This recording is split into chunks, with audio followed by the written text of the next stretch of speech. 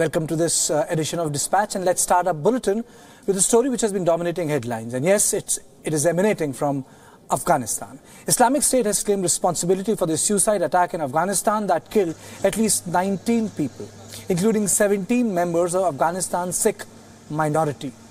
Another 20 people were wounded in the attack. The attack was claimed by the Islamic State group. The blast on Sunday damaged shops and buildings around Mukhbarat Square. The bombing came hours after Afghan President Ashraf Ghani inaugurated a hospital in the city. The provincial capital of Nangarhar police says that the suicide bombing targeted a vehicle carrying members of the Sikh minority who were travelling to meet the president. Prime Minister Nirav Modi, in a tweet, has strongly condemned the attack. He said, and I quote, "We strongly condemn the terror attacks in Afghanistan yesterday. They are an attack on Afghanistan's multicultural fabric. My thoughts are with the bereaved families. I pray that the injured recover soon. India stands ready to assist the Afghan government in this sad hour." شهیدانم د اهل هنود مشران دي چې غوښتل چې له رئیس جمهور سره ملاقات وکړي کله چې دې منطقې ته رارسېږي د انفجار کې په محل واقع کې یو دفعه ګړنباش یو ګاډي کې وکیل صاحب هم ناست پر مرسین پلان هم ناست کلندر ټول ناست بس همدلته یو فرید انفجار ټول حال تذکر ولاړو موږ هغه ته چېغونه واچ راشه موږ سره داونی سه یو څوک مخکې نشو یو یوازې زه پروت یوازې هم ګاډي نه کته شم نور یو څوک مخکې نشو تنه ټپیان او د 19 تنو وژل شو جسدونه راول شوي چې دوه پکې مسلمانان لستنه پیژندل شوي څکانه او وتنه تر اوسه موږ سره مجلویه دي په وژل شو کې د اهل هنودو د پارلمان یا ولسی جرګې نومان او تار څنګه هم شامل دي. India's Foreign Minister Sushma Swaraj has also tweeted, and I quote, "My heartfelt condolences to the families of the victims of the terror attack in Jalalabad city of Afghanistan. We are with them in this hour of tragedy. I am meeting their relatives today at 6 p.m. at Jain Bhavan," unquote.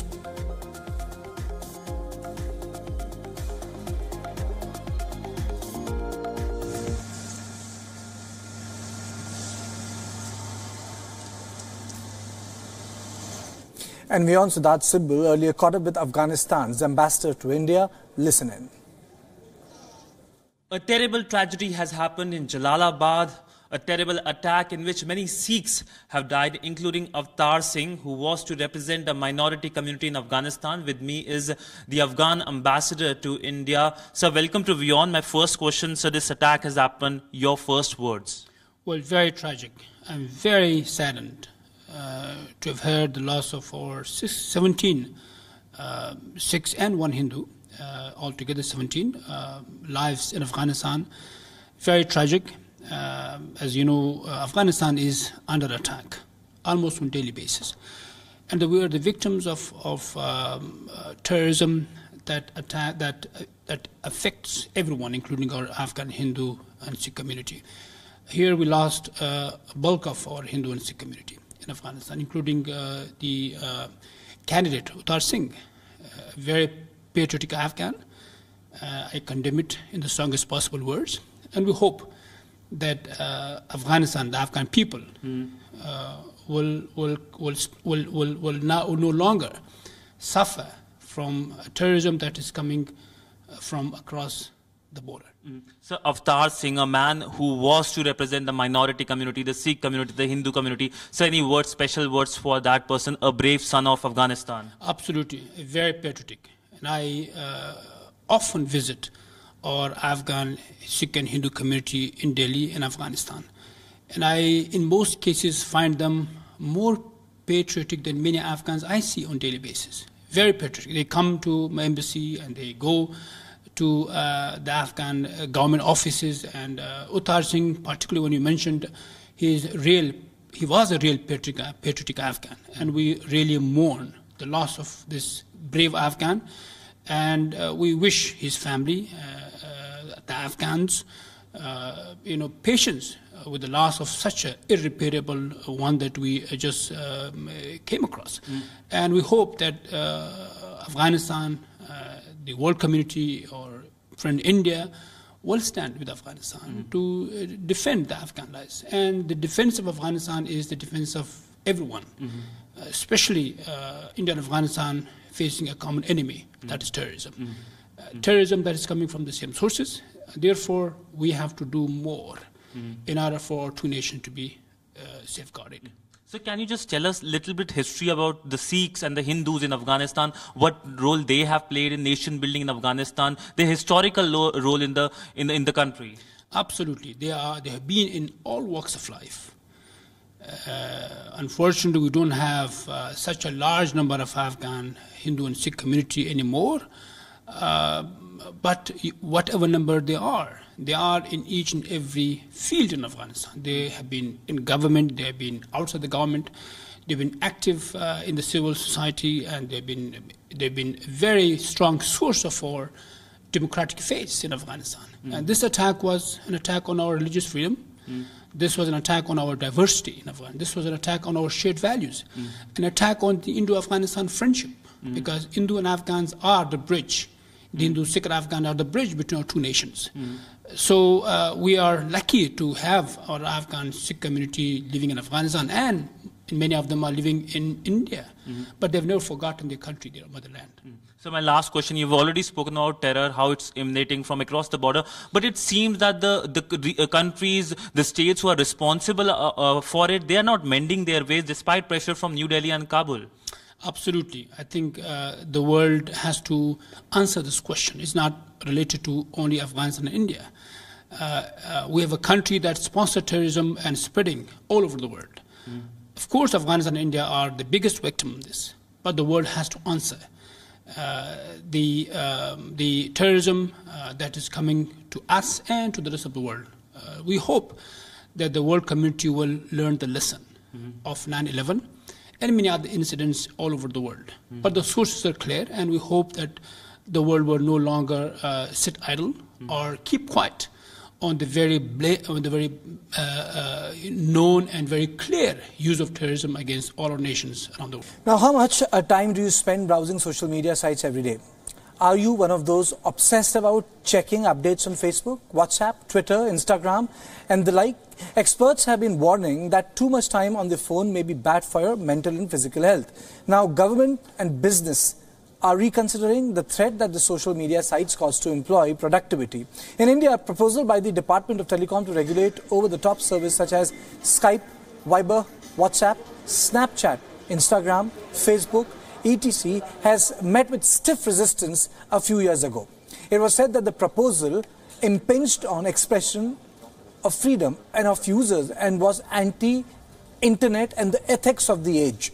Now, a similar debate has kicked off in Uganda after the government began imposing a tax on the use of social media. Starting with this month, you cannot use over-the-top services in Uganda unless the new social media use tax of 200 Ugandan shillings per day is paid. The Ugandan government believes that such a tax is necessary to control the activities of its young population and curb gossip. President Yoweri Museveni says idle talk on social media is causing economic loss for the country. Though the new rules have started a big debate, it impacts only a minuscule percentage of Uganda's population. Barely 22% of the Ugandans use internet services. The report says that the tech-savvy youngsters have already begun work on ways to skirt the tax.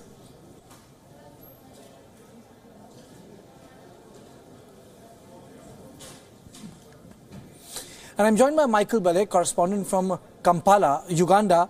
Michael, my question to you is that, is it going to serve any purpose in terms of reforming the educated youth? Because social media is not only about empowering voices, but it's also a tool to connect different people.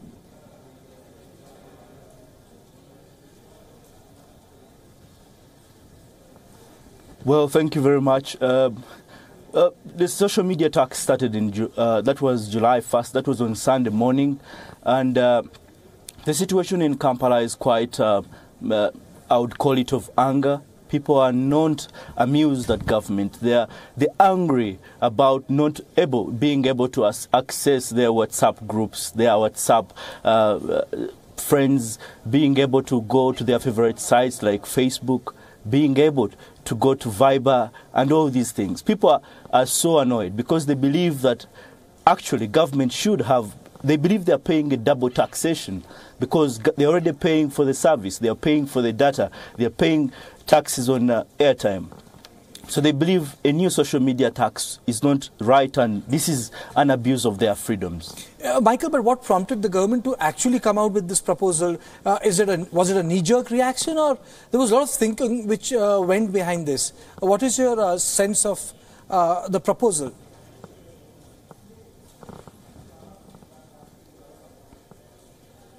Well, government believes that many people spend a lot of time, using the social media and using it in a bad way. Government believes there's a lot of, rumor mongering on social media, and they believe they believe it's a nice place to go and get money from people who are not doing anything but they're rumor mongering. But on the other side, Uganda is heavily indebted, and it has a lot of it needs a lot of money to kind of work on the projects. It has electricity projects that are going on, big electricity projects. It has a lot of projects in agriculture that's dealing with. So many people in government believe by getting this money, which is almost about $100 million annually, they will be able, instead of borrowing this money, they can easily tax the people who are using social media to be able to work on these projects instead of borrowing and topping up on their debt. A red corner notice has been issued against Nirav Modi by Interpol. Nirav Modi is the man accused in the $2 billion PNB fraud case. By issuing the red corner notice, Interpol has urged its member countries to detain or arrest Nirav Modi. Earlier, India's Central Probe Agency had filed a charge sheet in a Mumbai court naming Nirav Modi, his brother Nishal, who is a Belgian citizen, and his uncle Mehul Choksi. The agency has also issued a diffusion notice through Interpol against the accused. The notice allows a mechanism through which location of an absconder is shared among member countries of the Interpol simultaneously. Now, Nirav Modi has managed to travel through several countries, even though his passport has been cancelled by India. Indian government has been in touch with the government of UK, France and Belgium to help track down Nirav Modi and restrict his movement. Nirav Modi is the main accused in the $2 billion bank fraud case.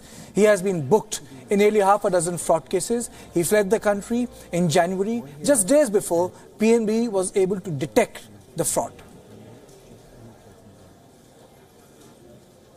And I'm joined by our bureau chief from London, Mandy Clark. Mandy, is it really going to change the game, the new Interpol notice which has been issued, and especially the diffusion order where his presence will be simultaneously shared by countries who are part of the larger, the Interpol? Well, hopefully. It's amazing how long he has avoided detection now. Not only are police forces hunting him, but journalists just simply can't track him down. So it is an important first step. It is a collective of 192 countries. Of course, this will give them the right to arrest or detain him. But what's important to note, if they do find him wherever he is and detain him, it doesn't mean that the country in question will send him straight back to India. What it means is the extradition process can begin. And we know, looking at the Malia case here in the UK, that extradition process can take a very long time. And depending on appeals, that could mean years, not months. Leftist leader Lopez Obrador has been elected as Mexico's president in a landslide victory. In a historic first, the first American nation has elected a leftist president.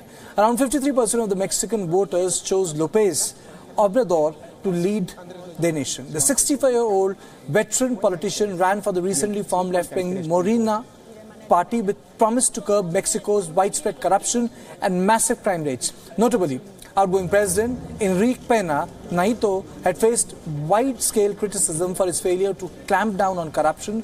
The supporters of Lopez Obrador gathered at the Mexico City's main square to celebrate the leftist leader's spectacular victory. Mariachi band performed as people sang along, cheered and waved Mexico's flag. So the supporters sang, waved, cheered. They were all there. And the big celebrations also took place. Now Obrador reiterated his promise to transform the country and to get rid of corruption. Llamo a todos los mexicanos a la reconciliación y a poner por encima